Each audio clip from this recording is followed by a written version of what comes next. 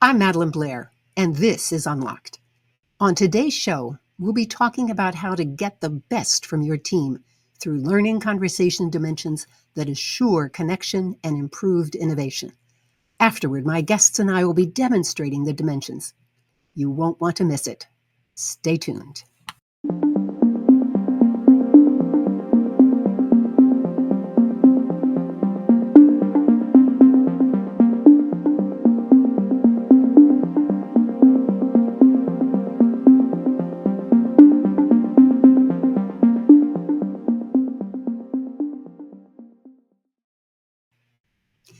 I'm Madelyn Blair, and this is Unlocked, a show all about activating the resilient leader in you.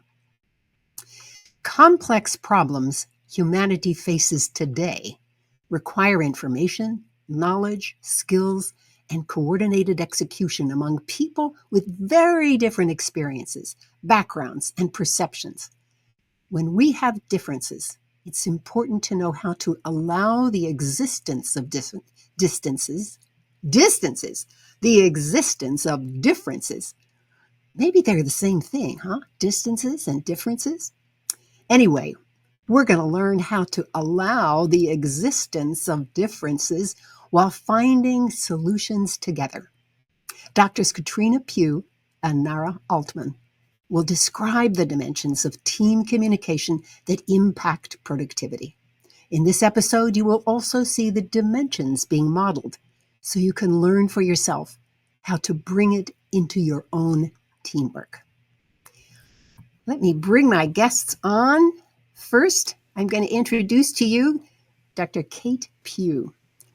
Kate, welcome to Unlocked. Thank you. And now let's see, here is Nara. Nara, welcome to Unlocked. Thank you. It's an honor to be here.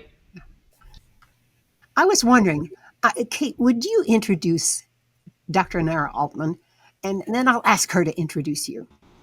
Oh, what a pleasure. It is absolutely my pleasure to introduce Nara.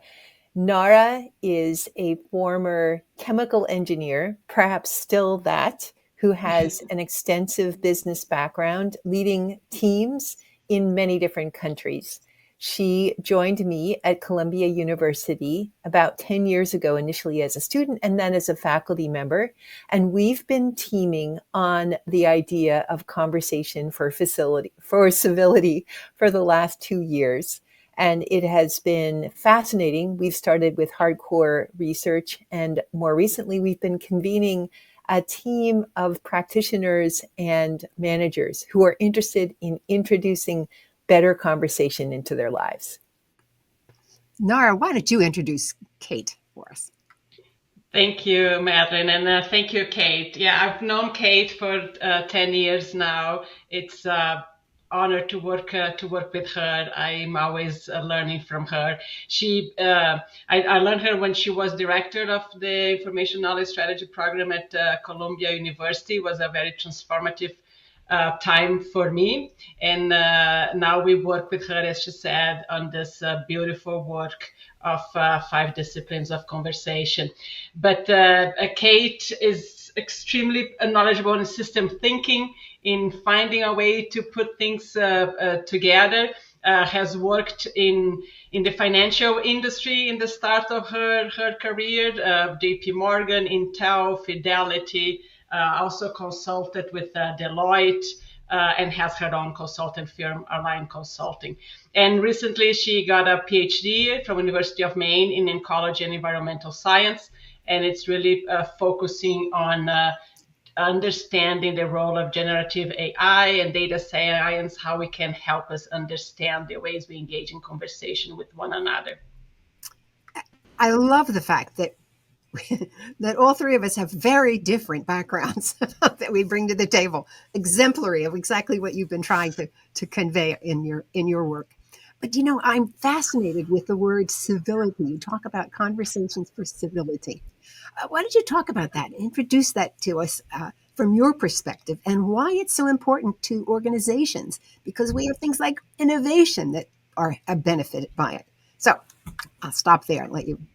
Well, we both have some really amazing insights, both personal and professional, conversation is critical today. We are in a time where people either avoid it or frequently it degenerates into debates or shouting matches. And in our personal experience and in our work with other people around us at Columbia University and elsewhere, we've discovered that some of the practices that once upon a time were just considered dialogue actually are extremely practical. And we can stop being in debate and in bruising argument. Nara, do you want to talk a little bit about the rationale that you articulated with me? Yes, absolutely. I'm an engineer, right? And engineer is all about process. Kate also has that process background. And when I came to learn from Kate, I sort of like, oh, there is people, and there's a process that we can actually use to have better conversation, and particularly when we are having a plurality of voices at the table more and more, and we don't know how, because we sort of like know better how to argue, we know better how to debate, we don't really know how to build on each other's knowledge. So the 5 discussion disciplines is a mechanism where we learn to do that. We learn to engage in conversation in a way that we add to our knowledge. We challenge each other as well, knowledge through that, but we challenge it in a very civil way, in a very respectful way. You know, you talk about this, and I think before we get into defining those 5 dimensions, I just take a moment and tell people, how many people have you used in your research? I mean, this is not something that's coming out of your heads. This is something you have observed and concluded from. Well, yes, it's pretty remarkable. We had it as a practice among our Columbia family. So there were about 350 people who had engaged with the discussion disciplines and learned a little bit about how they can create more innovative dialogue, more productive dialogue, also more motivated dialogue.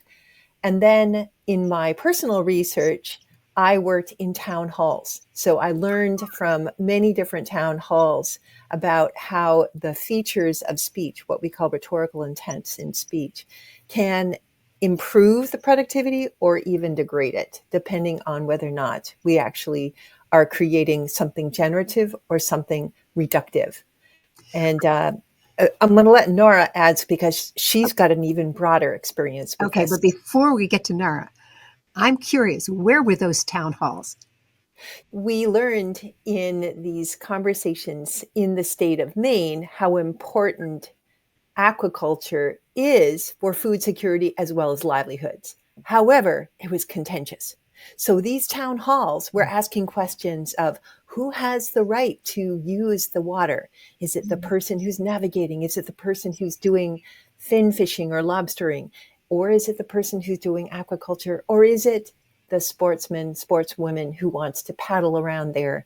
There were all these questions.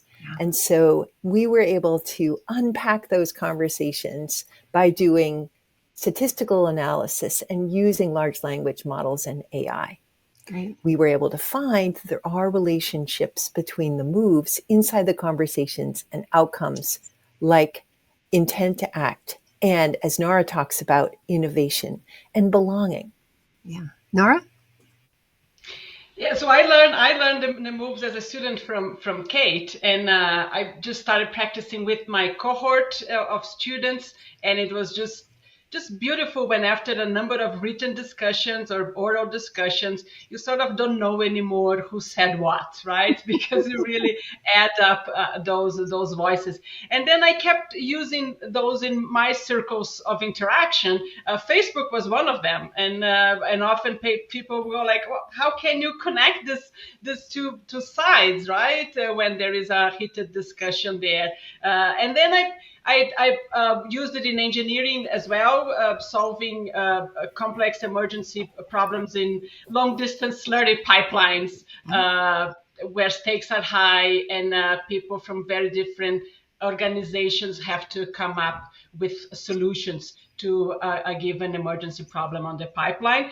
And then I moved more towards equity, and started a grassroots movement, equity growth zone in the suburbs of Denver, Colorado, where we were working towards having an equity policy in a school district. And it was also an instance that we could really put a number of people together in the same room and have difficult conversations and build and learn from each other's experiences.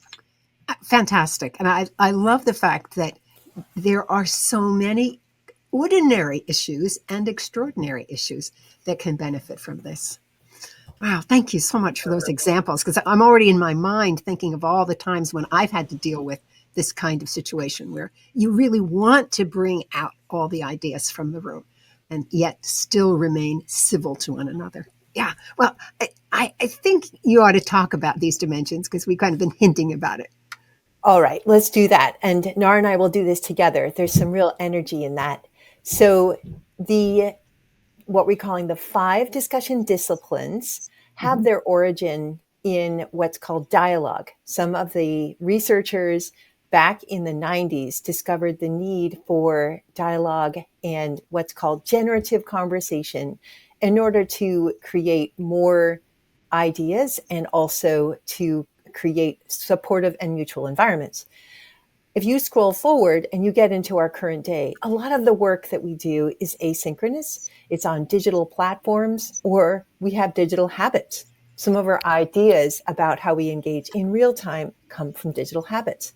So what we did was we said, what exactly would dialogue look like today? And that's where we ended up getting the discussion disciplines. And you'll notice it says discussion disciplines because when we rethought it, we were actually working with students in their day-to-day conversations, doing problem solving and generating ideas. The first of the discussion disciplines is what we call integrity. And that means making statements that are actually true, that have a sense of agency, that the individual speaker is speaking from their authentic voice. Mm-hmm. Kate, I want to ask you, we have a graphic for this, so just tell me when you want to show that. Well, why don't we do that now? That would be fabulous. There we go.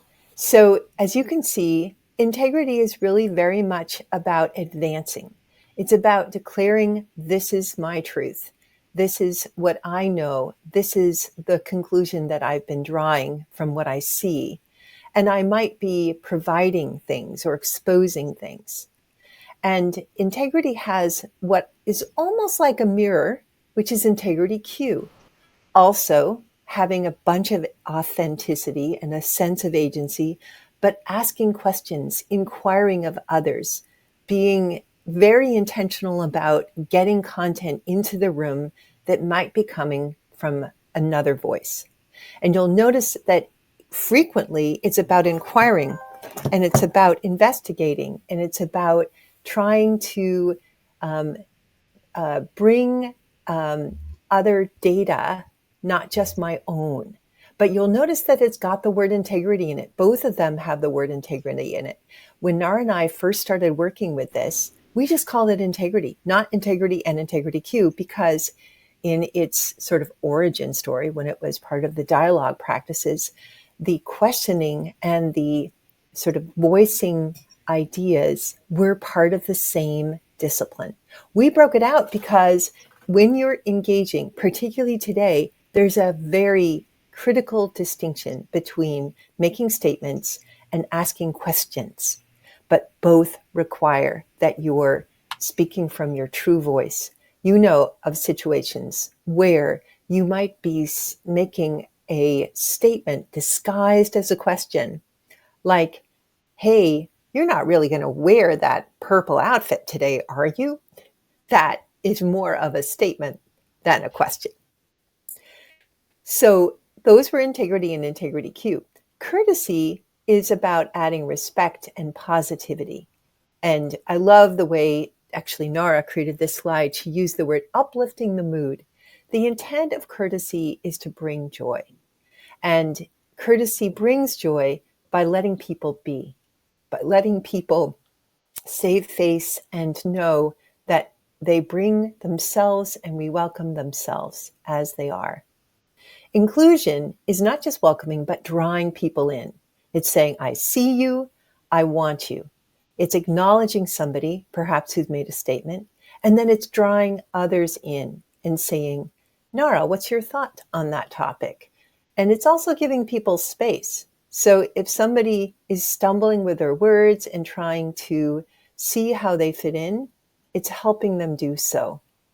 And then finally, translation, which is something that is very important and current today as we're out there on digital platforms where it actually has some memory, is to synthesize, to summarize, to up-level. And translation can play a role that is inclusive, by the way.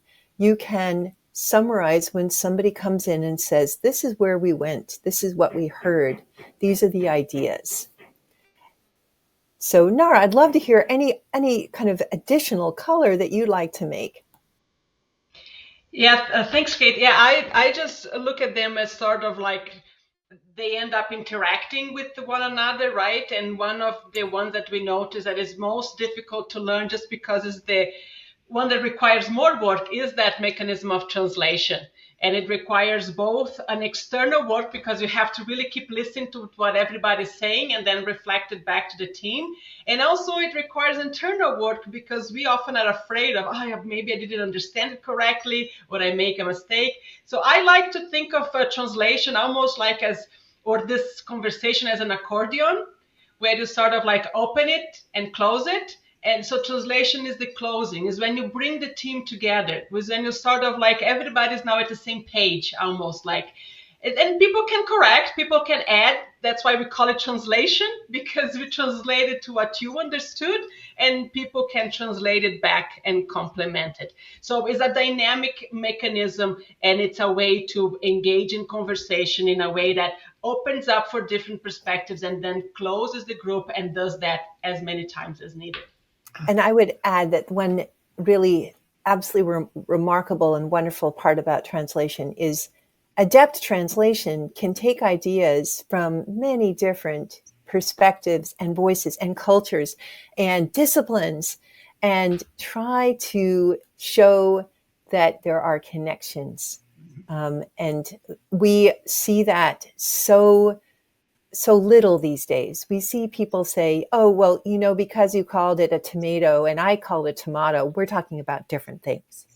And the truth is, tomato, they're all great.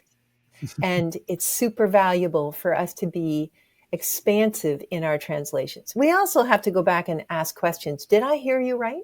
Mm-hmm. Did I hear you say tomato? That's interesting. What angle did you bring that got you tomato when I said tomato? Mm-hmm. We have a lot of people who just listen to this show on Spotify and Apple podcasts, for example. And I wonder, Nara, if you could describe the wonderful hand gestures that are demonstrated in this little graphic. Yeah, so integrity, we put like it's pointing up, right? It's sort of like raising your hand. I want to speak. I want to say something, right? Integrity Q is that exercise of listening. You ask the question not to show up, but actually to listen to what people are saying. So there is an ear. With an ear. There's an ear there, right? That represents that. A courtesy is clapping hands or waving is sort of like that mechanism. So there's a hand waving there in terms of bringing that energy, positive energy into the room, or just making it. It's not about making people comfortable all the time because people are going to be uncomfortable, but we have a hand gesture there about making it feel good to be with one another in terms of feeling respected and respecting others. Mm-hmm. Inclusion, it's two hands together. So it's sort of like bring another hand in, right, in that conversation. So that's a gesture that we have. And translation is pointing at the other, is pointing at others in a good sense of it, in terms of pointing the direction as well to where the group has got so far.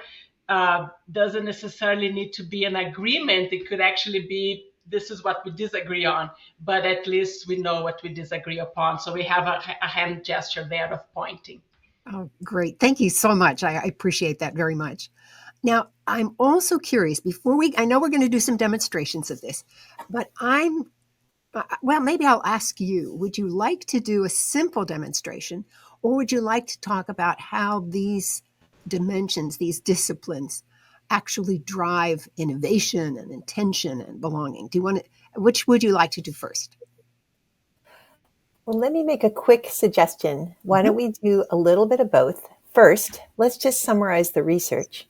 And then why don't we do an exercise and people can experience it for themselves? All right, go to it. So the research that we did, both Nara and I, just sort of qualitatively, and also that I did quantitatively, was to see that if the percentage of any of these disciplines increased or decreased, would there be a difference in the kind of motivation of the group, or in the innovation of the group, or sort of the belonging or the teaming potential of the group?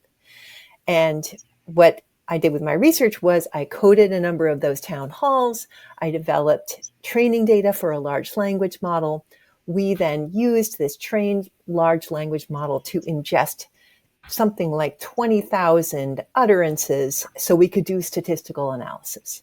And we were able to see that if you increase the share of inclusion by 10 percentage points, you get a 45% increase in the likelihood of that intent or motivation to do something. That's pretty remarkable. That's a pretty high return on investment. We also saw quantitatively that if you increase courtesy by 10%, you increase that motivation by 34%. Now, qualitatively, we also saw some interesting things which were hard to see in the quantitative data because of multicollinearity. That's where we have the variables relating so much to each other. We found that increases in integrity Q and in translation both related to more innovation. So asking more questions and up-leveling and summarizing and propelling forward resulted in more ideas. So those were very, very interesting findings. I would also say that qualitatively, we saw to an extent that increases in courtesy were related to more belonging. So courtesy seemed to increase intention, and courtesy seemed to increase belonging and team productivity.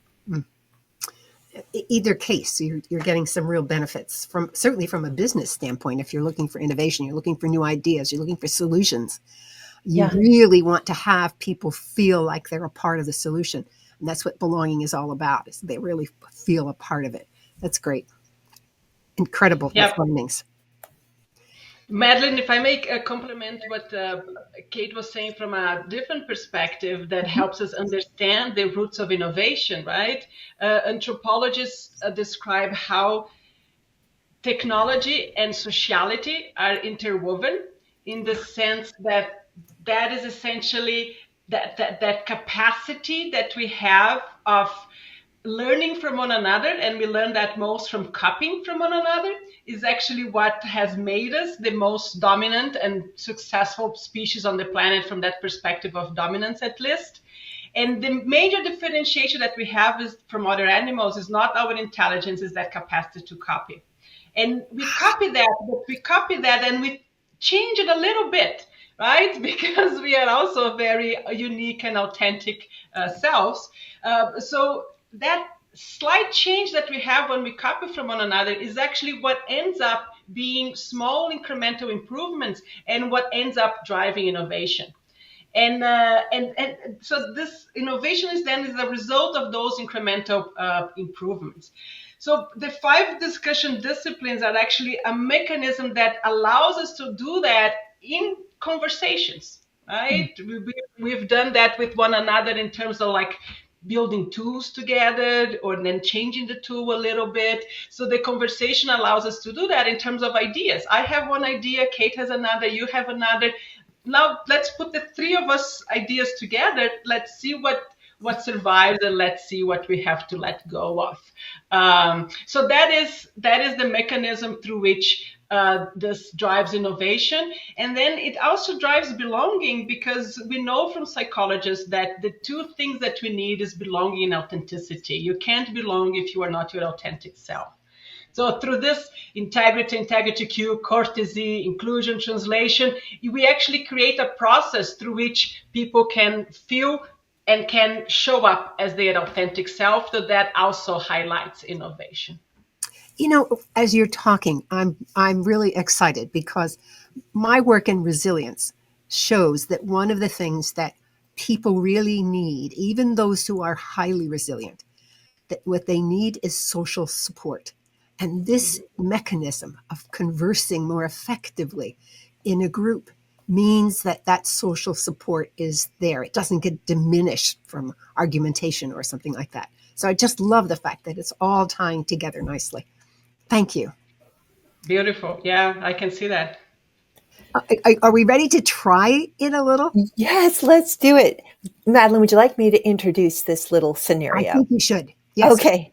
All right. So, Kate, perhaps I should remove the graphic for now. That's perfect. Why don't you remove it? We don't need it. We're going to do a role play. Okay. And so the situation is that Aiko and Fred and Philippe are in a car. They're actually going to an event. And let's see. So Fred is driving, and Fred is a little bit kind of desperate because Fred is a little bit hoping that they're not going to be late. Fred is a little worried about possibly missing a turn or what have you.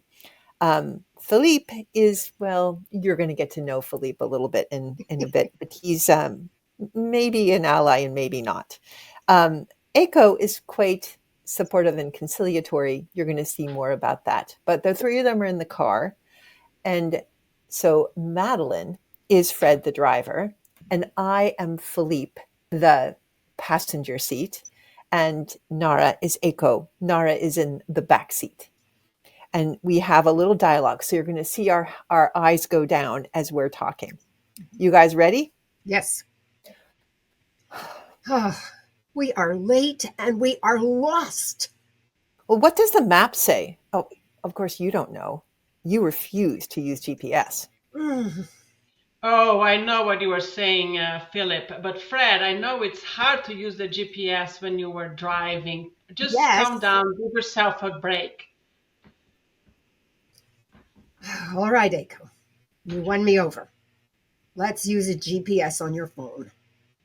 Yeah, but you could say that Aiko and I are addicted to our technology. Listen, we're late. Aiko has a GPS, and we are all addicts. It could be worse. It could, but give me a minute. I will look it up. And then, Philip, why don't you call the host to say that we are late? That way there's no problem. I bet we are not the only guests being late tonight.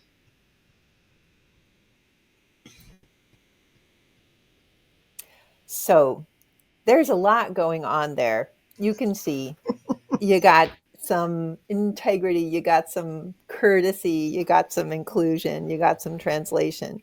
I'll talk first about Philippe. So Philippe is just a little snarky. Philippe is making some statements. If you remember, Philippe says, well, so, Fred, you're not willing to use your GPS because you think that it's addictive.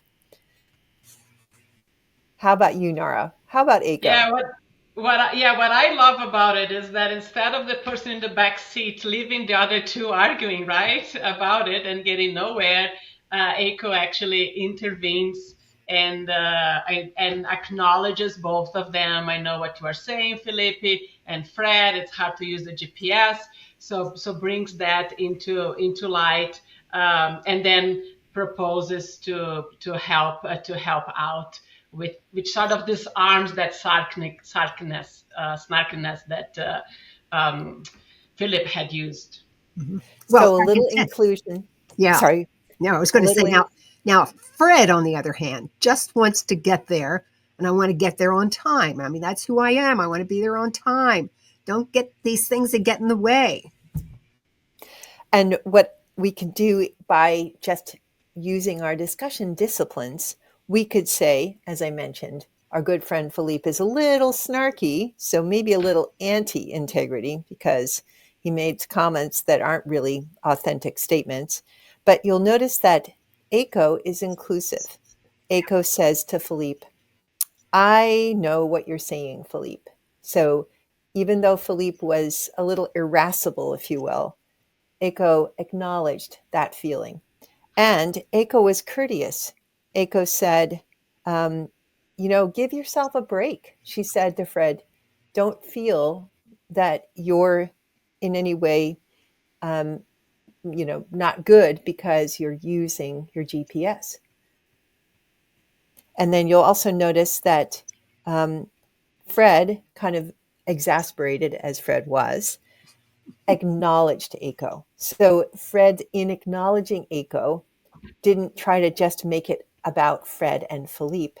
Fred included Eiko. I noticed that when Fred later said, all right, so here we're going to use the GPS, Fred was kind of witty, not necessarily snarky, but witty with a translation.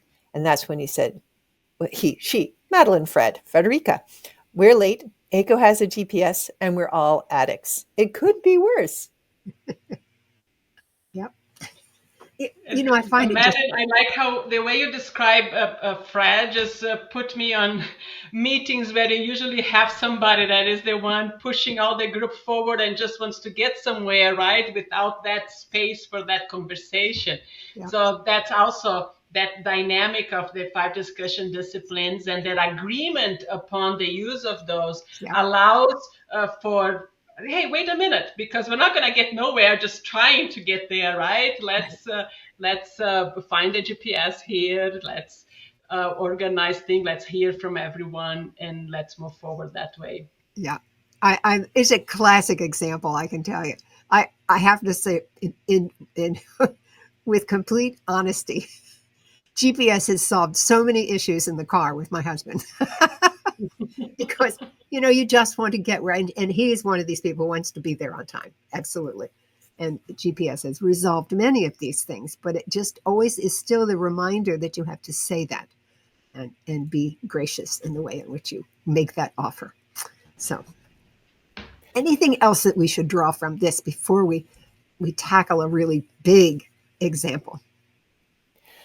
Well, one of the things that I think we said earlier was that integrity, Q, and translation are associated with innovation.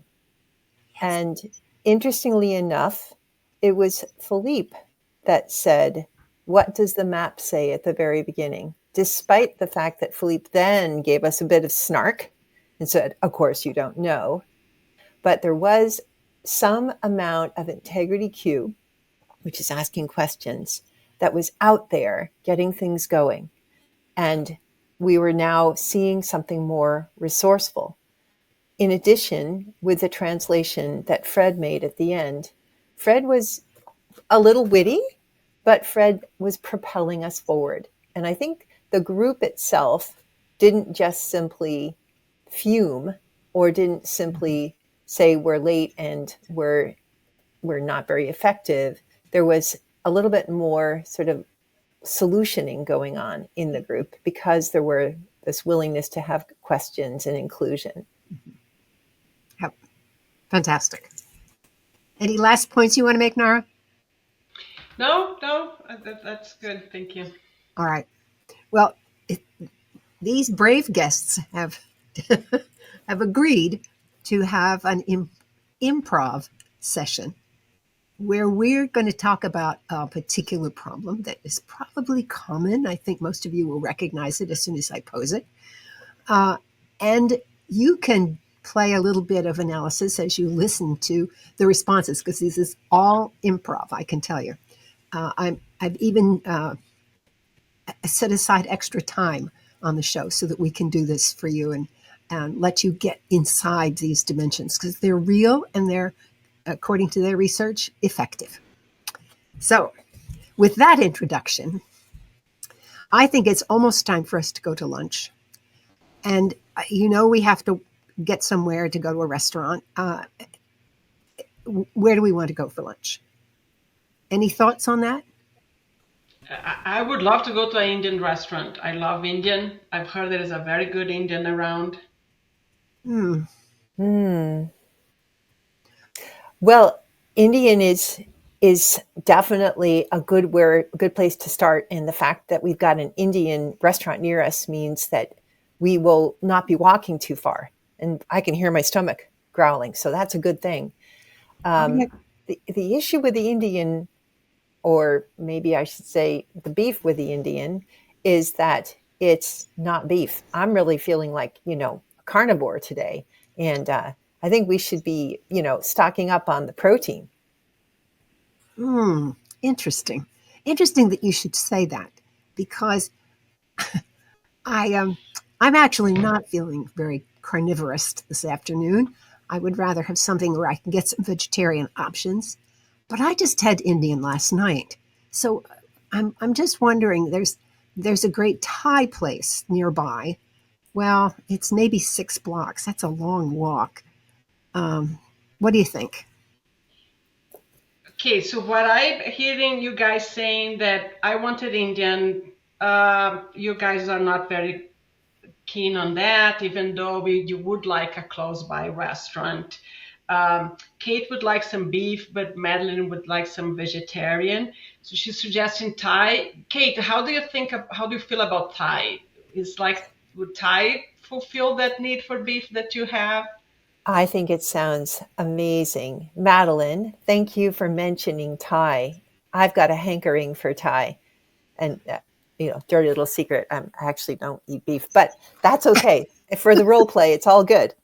And I want to say, boy, you're creative, Madelyn, because it has all these different features.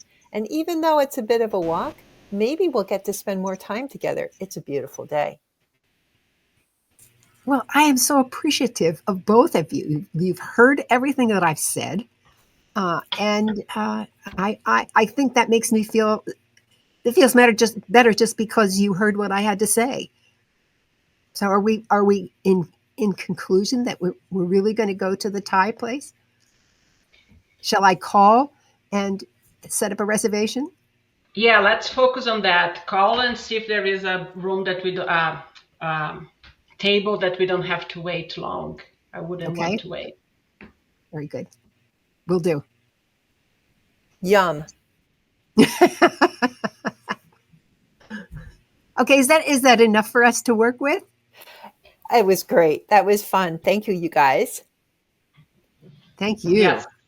All right. Now, I know that I tried to do some integrity, as I stated. Gave you some options. I tried to do some courtesy by thanking you for things. And I don't recall doing anything in translation, but you'll have to tell me if I did. You are amazing, Madelyn. You understand all of these things as they're going on. And absolutely you did. You were very positive in the end of it. And that courtesy really kind of helped us all build this relationship. And I think it may have even given Nara license to add a little coda, which was let's make a reservation, which maybe Nara wouldn't have kind of injected that if she wasn't sure about this relationship. But I don't know, Nara, from your perspective, if that felt like it was cementing this relationship even further. Yes, absolutely. Because I sort of I wanted Indian, I wanted a close by restaurant, right? So we ended up for Thai, a little bit further away. But I go, okay, if we make a reservation, we won't wait. I will get what I wanted, right? Yeah. Oh, what a perfect example of your incremental innovation. Yeah. And you'll notice that's exactly right. That's exactly right. Yeah. And also Nara did a nice job of translating. So Nara reminded us that we had broached the topic of Indian food, that we learned that Indian was what you had last night, Madelyn, and that we might need to have non-vegetarian as well as vegetarian options. Mm-hmm. And that was good. That did propel us forward. That sort of said, okay, we're all sort of in this space of common knowledge. And by reminding us what had been in there was very, very helpful for us to be on the same page. You know, one of the things that struck me was we often think when we're in a conversation like this that everybody knows all of the information and that they have it in what I call front of mind. I would never have thought of beef at lunchtime, but that just reminded me, oh, okay, is that something you really want to have at lunchtime? I was reminded of that piece of information. So in this kind of conversation, you're always open to new things. So one of the things that I learned when I first started studying dialogue with William Isaacs, who had been with MIT's dialogue project, was that frequently we don't listen, we reload. But when we're really listening, we're not reloading, we're taking in more information. And it has two benefits. One is that information is part of the conversation, right? We're kind of now looking at that information, ideally neutrally. But the second thing is we can actually see what we knew that we didn't think was part of the conversation to begin with. Another name that I love is Carl Weick. He loves saying, how do I know what I think till I hear what I say? And Madelyn, that's exactly what you said. Yeah. How do I know that I had this pearl of wisdom about Thai? Mm-hmm. And there was that pearl of wisdom that came out. And that was in part because there was a safe space that was created from the integrity cue, good questions, the courtesy, and even some inclusion. I think it was Madelyn, you that said, what do you think? Yes. That was a welcome message. Yeah. You know, so many. Madelyn, okay, go ahead, Nara. No, because you mentioned that this conversation is a mechanism through which we were open to new things, right? And I know that there is a link as well between resilience and being open to new things. Mm-hmm. Is that a correct assessment? Absolutely. One of the things oftentimes I'll say about the show that it's all about opening possibilities so that when you're hit with the unexpected, you have options from which to choose. So the whole idea is being open constantly. Yeah. I love that. Yeah. And highly resilient people are insatiably curious. They just want more and more information. That's it because it feeds that. Yeah. I love that. There are actually studies that show that there is a connection between creating a space for dialogue, for knowledge sharing, and developing resilience. Mm-hmm. So just in this brief demonstration, we demonstrated that. I would love to investigate that further and learn from your research on it. Well, you know, what you've said is right on.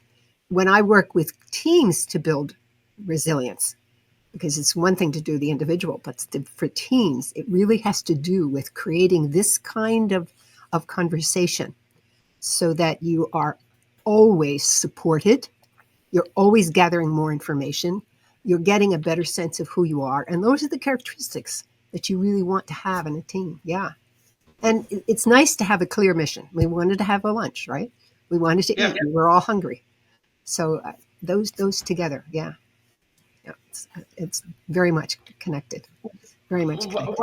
What I like about the example as well is that in my case, I was not so much interested about the Indian, although I mentioned the Indian, as I was about the close by restaurant, right? Ah. And if you don't actually give room for that conversation, you don't even know, and you get stuck on things that you don't have to get stuck, right? So yeah. This was a mechanism to getting us unstuck from choosing the restaurant. You know, this is fascinating that you said this because I never heard that you wanted it close by. I never recognized that as a strong factor in your decision. But evidently we assuaged you in time. Yeah, absolutely. We cut the conversation we narrowed the time. That's right. Great. And one key thing that can happen just with a deliberate inclusion. What do you think is a kind of inclusion statement or acknowledging So Madelyn said, oh, it looks like beef could be an option. And of course, Nara did a lot of acknowledgement. She did her translation and acknowledgement together. So there's a bit of a translation and inclusion. But when we do that, when we're kind of acknowledging others, we are more likely to innovate, and we're more likely to create a motivation to act. Yeah. So that was the kind of quantitative outcome that I found in my research. Now you'll notice that we were motivated not only to kind of proceed with a decision, but we're also motivated to pull more information into that decision. Yep. Yep. Well, I'm curious. This kind of work that you are doing, how can other people learn it? Maybe even join you in sessions. Why don't you tell the audience a little bit about what the possibilities are? Kate and I, along with two other colleagues, have a community of practice that we meet monthly, every second Thursday of the month, right, Kate? And Nara, then we have define a community of practice for people. Okay, so a community of practice is a group of people that come together around a specific objective, right? Kate has a number of papers on that, can describe more. But in our case, our objective is the co-learning space, where we are co-learning about these disciplines, and it's also a supporting space. A community of practice often are, if you are trying to implement a change, in this case the change in the ways we engage in conversation with one another. So it can be quite that feeling of isolation to be somewhere else. So community of practice can be that space where people feel supported. So it's a supporting space, a learning space, and then to develop, to use, and to spread within our circles of influence that use of the 5 disciplines. That community of practice can happen in organizations. Let's say there is a specific marketing issue or safety issue that people want to develop further. They can get together, sometimes across the globe, and talk about that issue. And then as the community grows, you can also have some more concrete objectives. Let's say in our case, it could be we will publish a guide for the use of the 5 disciplines.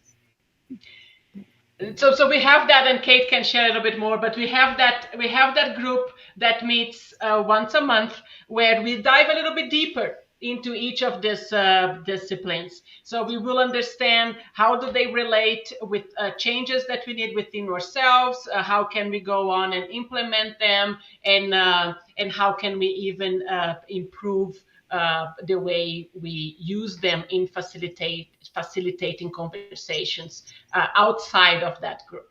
How does one join that group, or is it open for other people to join?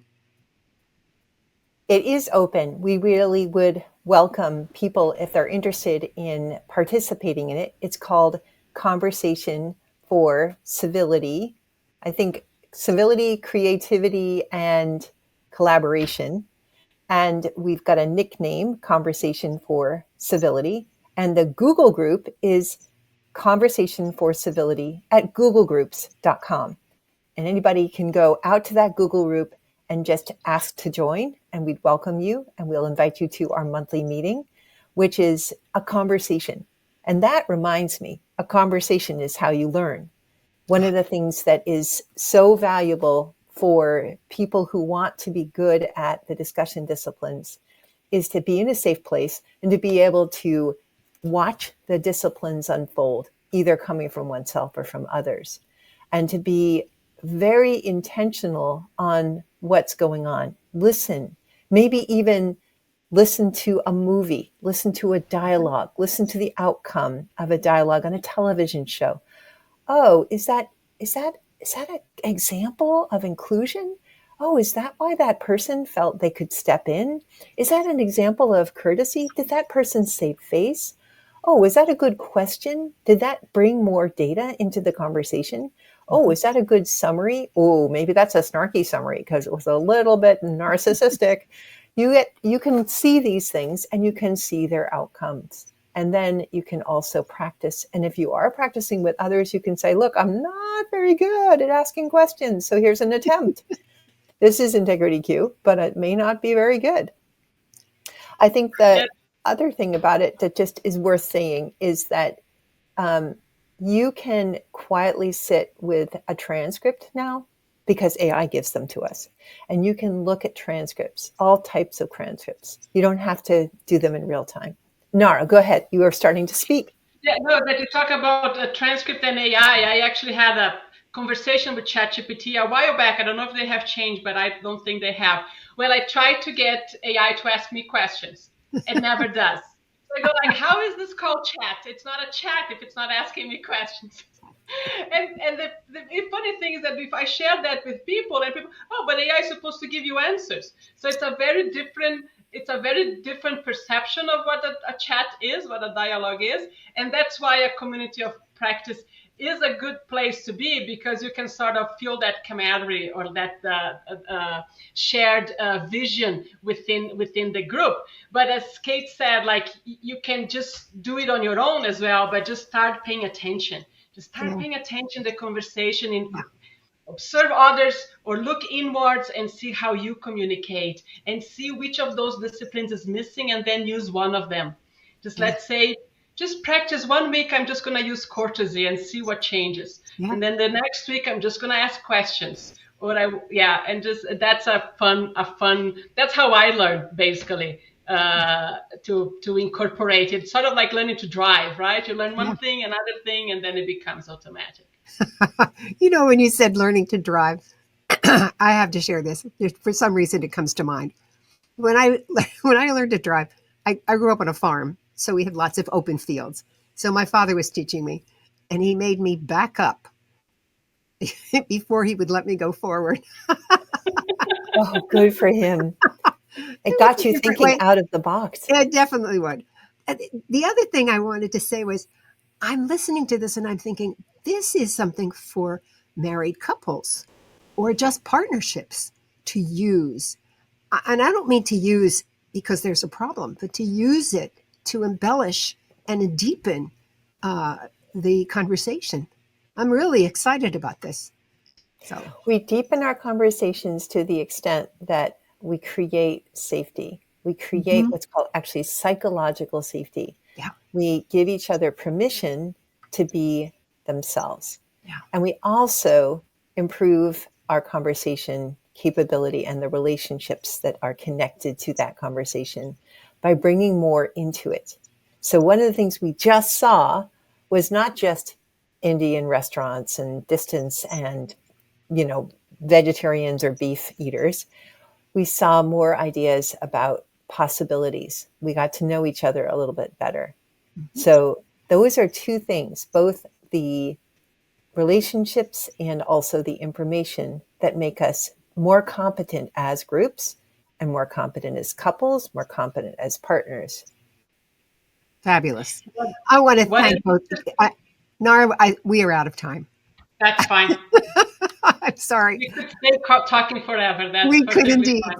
We could indeed. Thank you, both of you, so much for your willingness to come on, but also your willingness to dive into an example.